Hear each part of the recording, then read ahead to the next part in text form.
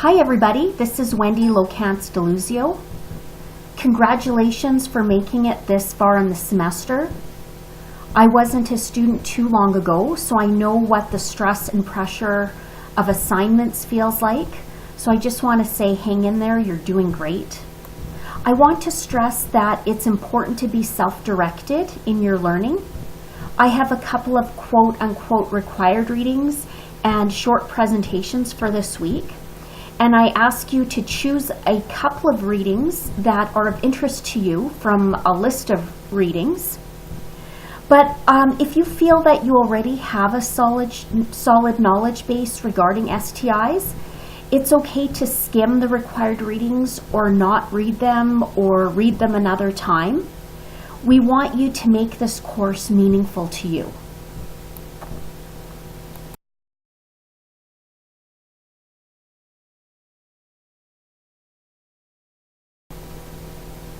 So what's ahead? I'm going to begin by briefly discussing terms such as STIs versus STDs versus STBBIs. I'll briefly highlight types of STBBIs or sexually transmitted bloodborne infections. I'm briefly highlighting the types of STBBI because if you feel you need more information, you can read about it on your own, or it's actually in one of the required readings from the textbook. I'll also discuss the significance of STBBIs, and I'll conclude by discussing STBBI rates in Canada and in Alberta.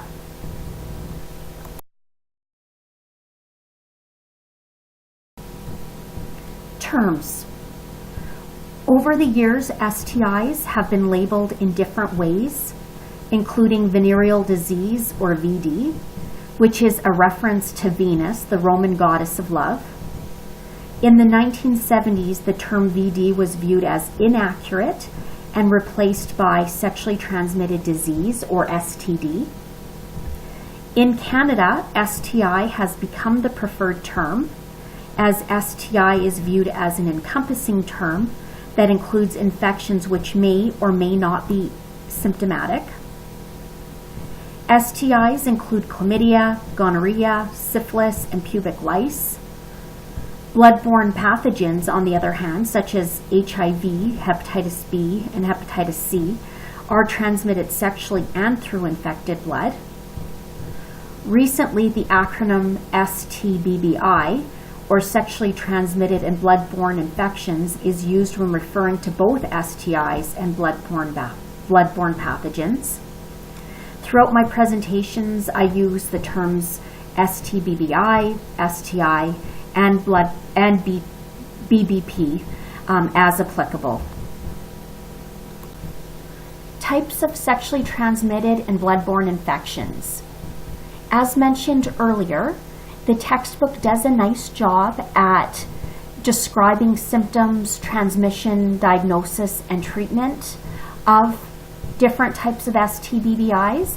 Therefore, I'm not going to be going into detail here because hopefully you've either read about it already or you know it and you don't need to read about it.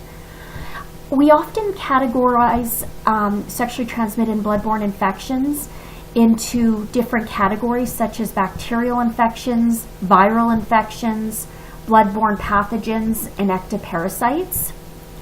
The most common reportable bacterial STBBIs are chlamydia, gonorrhea, and syphilis. Bacterial infections are easy to treat and cure if they're detected early. Viral infections include HPV, or human papillomavirus, and herpes. Viral infections can be treated but not cured. Bloodborne pathogens include hepatitis B and C, and of course HIV, which can lead to AIDS. In the textbook, the authors classify the viral STIs and the bloodborne pathogens together. Bloodborne pathogens can be spread by blood and other high-risk body fluids, such as semen, vaginal, or rectal fluids. Finally, there's ectoparasites, which include pubic lice and scabies, which are easy to treat and cure. STBBIs are a significant public health issue in Canada. They cost the healthcare system a lot of money, and people affected may encounter stigmatization and discrimination. STBBIs often elicit emotional reactions such as anxiety, fear, and possibly shame. The stigma of STBBIs may impede people from protecting themselves, as well as from seeking testing and treatment.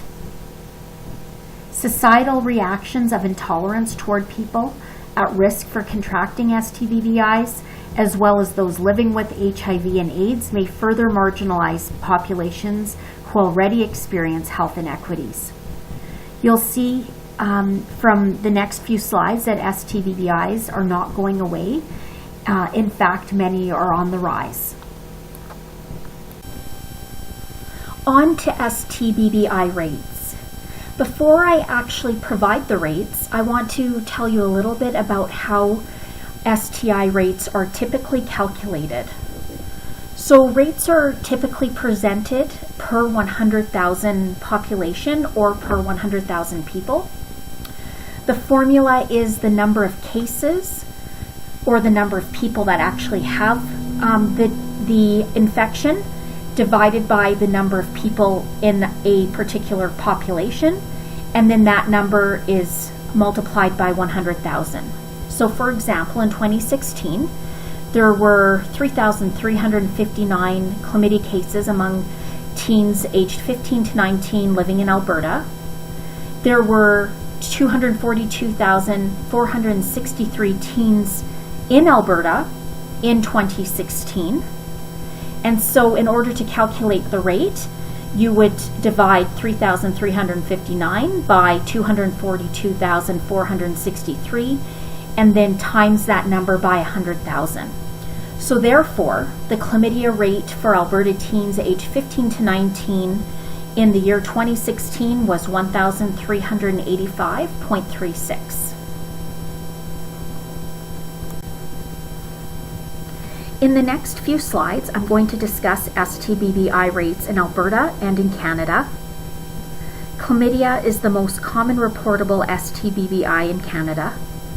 You can see from the graph provided that youth ages 20 to 24 and teens ages 15 to 19 have higher chlamydia rates compared to that of the general population.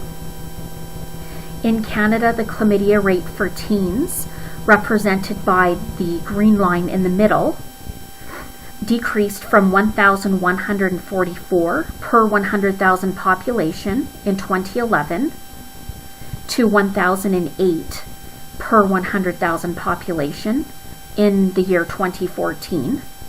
The rate then increased to 1,132 in the year 2015.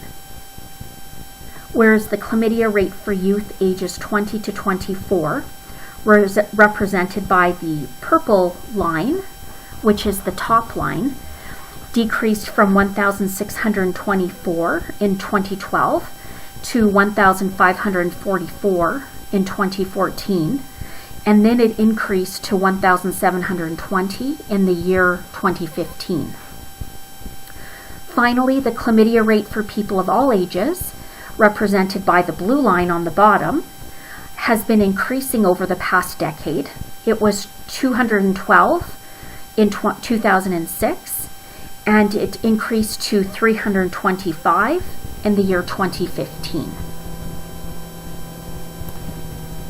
On this slide, we have Alberta data. In 2016, the chlamydia rate for Alberta teens ages 15 to 19 was 1,385 per 100,000 population. The chlamydia rate has been increasing among Albertan teens since 2014. The chlamydia rate for Alberta youth ages 20 to 24 has gone up from 1,930 in the year 2013 to 2,030 in the year 2015, and then the rate decreased to 1,884 in the year 2016. The chlamydia rate for people of all ages went up from 308 493 in 2013 to 413 in the year 2015. And then the rate decreased slightly to 384 in the year 2016. On this slide, I've broken down the chlamydia rate by Alberta zone. So for those of you that don't live in Alberta, I apologize, this will not be relevant to you, so feel free to fast forward. If we look at the Alberta 5 zones, the chlamydia rate tends to increase as we move up north. It's important to ask the question why. Although it may be difficult to answer that question, we still need to ask it. Just a note, the chlamydia rate for Alberta is higher than the Canadian rate, although the most recent Canadian data are for 2015 versus 2016 for Alberta. On to the Canadian gonorrhea rate. From 2013 to 2015, the gonorrhea rate among Canadian teens aged 15 to 19 decreased from 108 to 90 per 100,000 people.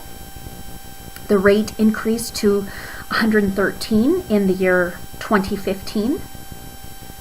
From 2010 to 2015, the gonorrhea rate increased from 141 to 205 among Canadian youth ages 20 to 24. And from 2009 to 2015, the gonorrhea rate increased among Canadians from 33 to 55.4. You've probably noticed from the previous slide as well as from this slide that the rates for gonorrhea are much lower than the rates for chlamydia. However, there has been a lot of attention given to gonorrhea, especially in Alberta, just because there has been a dramatic spike in the numbers. The gonorrhea rate for Alberta teens ages 15 to 19 increased from 114 in the year 2014 to 188 per 100,000 population in 2016. The gonorrhea rate for Alberta youth ages 20 to 24 increased from 176 in 2014 to 309 in 2015, and then the rate went down slightly in 2016 to 289 per 100,000 people. The gonorrhea rate for people of all ages in Alberta has increased from 45 in the year 2014 to 87.2 in the year 2016. Here are the Alberta zonal comparisons for gonorrhea. The gonorrhea rate for all ages tends to increase as we travel from the south region in Alberta up to the north region or the north zone in Alberta. So for example, the south zone had a rate of 27.7 in the year 2016, whereas the north zone had a rate of 134.2.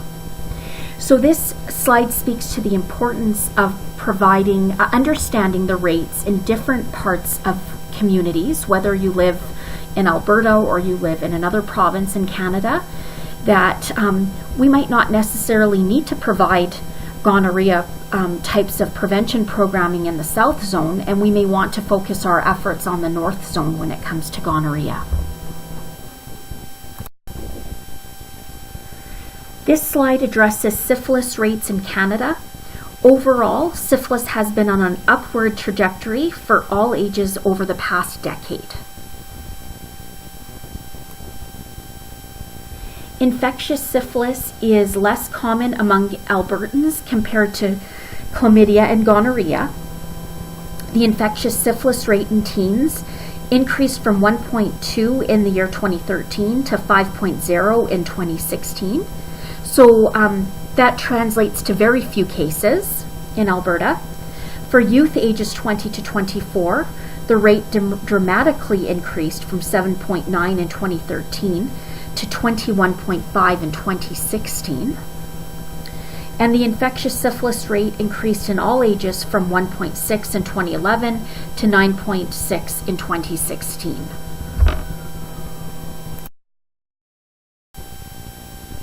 In this slide, I provide the zonal comparisons for infectious syphilis in Alberta.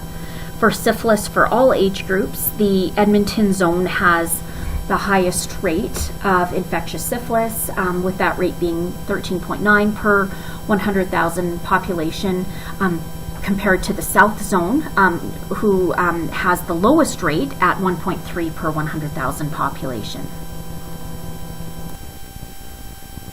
This slide addresses the Canadian rates for HIV, hepatitis B, and hepatitis C. Over the past decade, the rates for hepatitis C and HIV were on a downward trajectory, whereas the rate for hepatitis B appeared to fluctuate and increase from the years 2006 to 2011. And then the rate for hepatitis B has seemed to be declining since the year 2011.